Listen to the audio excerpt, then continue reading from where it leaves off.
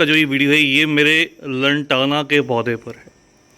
ये जो आप मेरे दोनों पौधे देख रहे हैं दोस्तों लंटाना के, ये मेरे पास पिछले 3 साल से हैं और पिछले 3 साल से इन पौधों को एक ही गमले में ग्रो किया गया था। इस सिंगल पॉट के अंदर ये दोनों पौधे प्लेस थे और 3 साल के बाद इन दोनों पौधों को इस साल मैंने सेपरेट किया।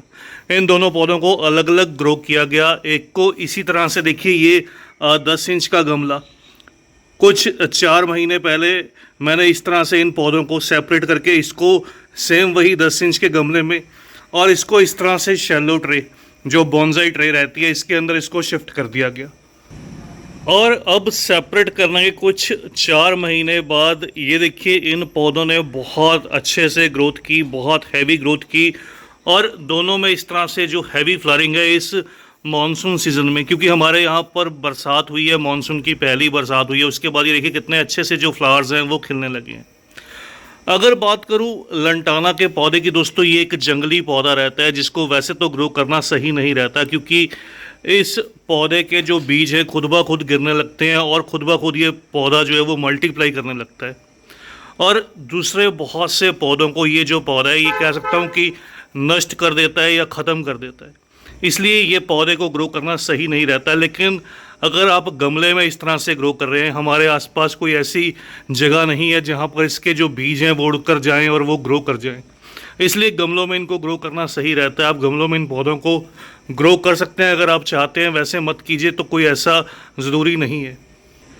आज की इस वीडियो में शेयर करूंगा दोस्तों, जिन मेरे दोस्तों के पौधों में फूल नहीं आते उनको क्या करना चाहिए, किस तरह से इन पौधों में जो फ्लावरिंग है वो ली जा सकती है। क्योंकि बहुत से कमेंट्स रहते हैं हमने लंटाना का पौधा ग्रो किया लेकिन फ्लावरिंग अच्छी नहीं होती, तो इसकी फ्लावरिंग के लिए क्या किया जा सकता है। देखिए, इस पौधे को पूरी खुली धूप जो है वो पसंद रहती है। ऐसी जगह पर प्लेस करना जहाँ पर इसको लगभग सारे दिन की धूप मिले।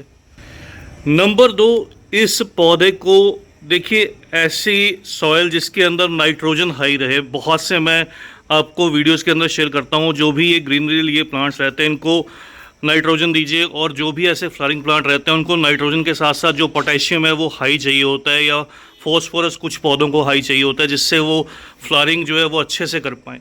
लेकिन अगर लंटाना की बात करूं तो इन पौधों को हाई नाइट्रोजन दीजिए। हाई नाइट्रोजन से क्या है, देखिए इनकी जो लीव्स हैं वो बहुत ग्रीन रहती हैं, बहुत चमकदार रहती हैं।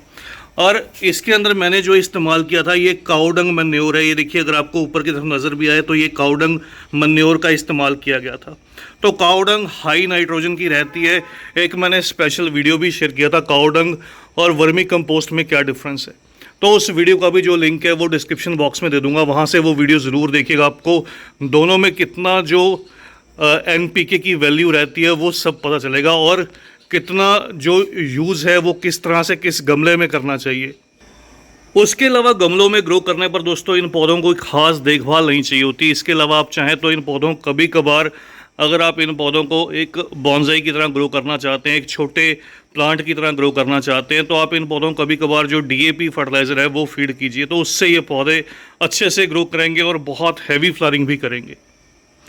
उसके अलावा जो एक काम करना पड़ता है दोस्तों वो है रेगुलर ट्रिमिंग, क्योंकि ये पौधे बहुत तेज़ी से बढ़ते हैं, बहुत तेज़ी से भागते हैं, तो इन पौधों की रेगुलर ट्रिमिंग जो है वो ज़रूरी रहती है। साल में 2 से 3 बार कम से कम भी आप इन पौधों की जो ट्रिमिंग है, जो कटिंग है या प्रूनिंग कह लीजिए, वो ज़रूर कीजिएगा। अपने प्लांट के अकॉर्डिंग जो भी आप शेप देना चाहते हैं पौधे को, तो उस अकॉर्डिंग इन पौधों की जो ट्रिमिंग है वो बहुत ज़रूरी रहती है।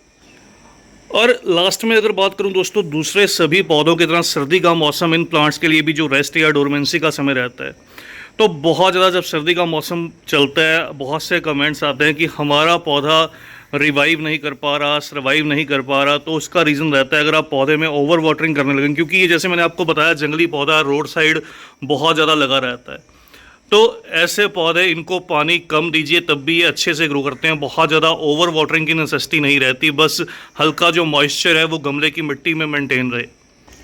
तो अगर आप सर्दी के मौसम में, जब मौसम बहुत ज़्यादा ठंडा रहे, उस समय पर आप इन पौधों को हैवी फर्टिलाइज़र या फिर ओवर वाटरिंग करने लगेंगे, या आपकी गमले की मिट्टी वेल ड्रेन्ड नहीं रहेगी, चिकनी मिट्टी रहेगी जिसके अंदर पानी बहुत लंबे समय तक जमा रहेगा, तो उस कंडीशन में क्या होगा, ये पौधे रूट रोट हो जाएंगे और फिर धीरे धीरे जो है वो इनकी स्टेम्स जो है वो ब्लैक होने लगेंगे और ये डाई बैक होकर मरने लगेंगे। तो इसलिए सभी पौधों की तरह इनको भी जो वेल ड्रेन्ड सॉइल है वो चाहिए होती है। उसके अलावा भी आप चाहें तो कभी कभार इन पौधों पर NPK लिक्विड, अगर आपके पास नाइट्रोजन नहीं है कोई ऐसी चीज़ देने के लिए या फिर DAP नहीं है, तो आप बैलेंस जो NPK रहता है उसका इस्तेमाल कर सकते हैं। बैलेंस जो NPK 19-19-19 20-20-20 जो भी आपके पास अवेलेबल रहे, 2 ग्राम 1 लीटर पानी में डिज़ोल्व करके पौधों की पत्तियों पर स्प्रे कीजिएगा। तो उससे ये पौधे इसी तरह से कुछ हैवी फ्लरिंग करेंगे, खूब खिलकर निकलेंगे और इसमें बहुत से जो कलर ऑप्शंस हैं अवेलेबल रहते हैं। आप इनकी कोई से भी जो कलर ऑप्शंस हैं वो गमले में ग्रो कर सकते हैं।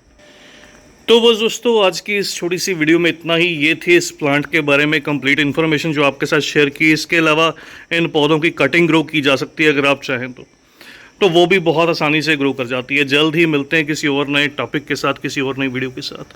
तब तक के लिए bye, happy gardening, take care.